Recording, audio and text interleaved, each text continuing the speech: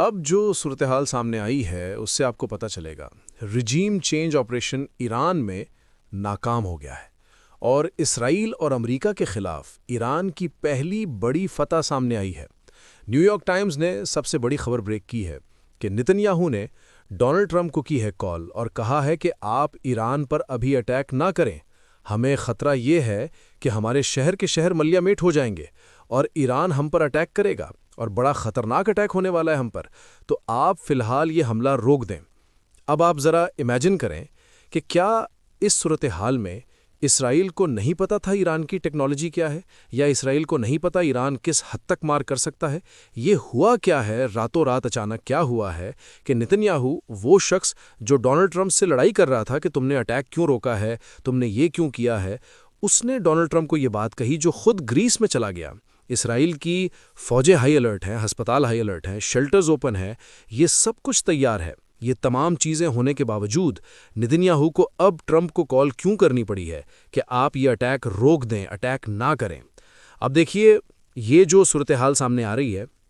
اس میں ایک مین چیز ہو سکتی ہے جو نہ اسرائیل بتا رہا ہے، نہ امریکہ بتا رہا ہے، نہ کوئی اور صورتحال، کہ اٹیک کے تیار تھے، وہ تو چاہ رہا تھا نتن یاہو، تو بلکہ ٹرمپ پر برہم تھا کہ تم نے اٹیک کیوں روکا ہے۔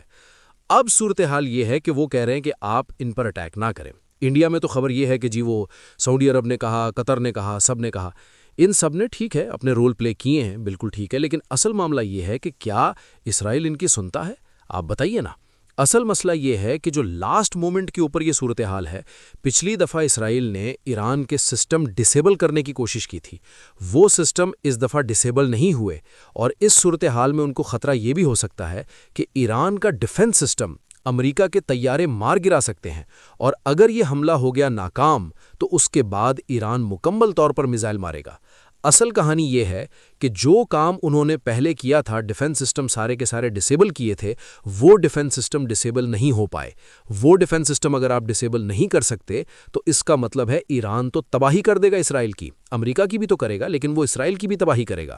اس صورتحال کے اندر انہوں نے دیکھیں، جو طیارے اڑتے ہیں، کوئی بھی طیارے اڑتے ہیں، وہ کوئی پاگل بے وقوف تو نہیں ہے، امریکہ نہ اسرائیل بے وقوف ہے کہ آپ طیارے اڑیں اور آپ ان کو روک دیں، یا اٹیک ہونے والا ہو تو آپ آخری مومنٹ کے اوپر آپ کہتے ہیں ٹھیک ہے نہ اٹیک کرو۔ آپ کی پلاننگ ہوتی ہے سالوں کی، مہینوں کی، ہفتوں کی، اور آپ ریسنٹلی جو احتجاج ہو رہا ہے اس پہ تو آپ یہ دیکھیے نا کہ اتنا زیادہ ٹرمپ نے پہلے اعلان کر دیا میری مدد آ رہی ہے، ٹرمپ نے کہا میں اٹیک کرنے والا ہوں، 50 لسٹیں اس کو جاری کر دیں، ساری اس کو ملٹری ٹارگٹس بتا دیے، این موقع کے اوپر کیا ہوا؟ یہ ان کو بات سمجھ نہیں آ پا رہی اور یہ دنیا کو نہیں بتانا چاہ رہے۔ اصل کہانی یہ ہے کہ چائنا اور رشیا نے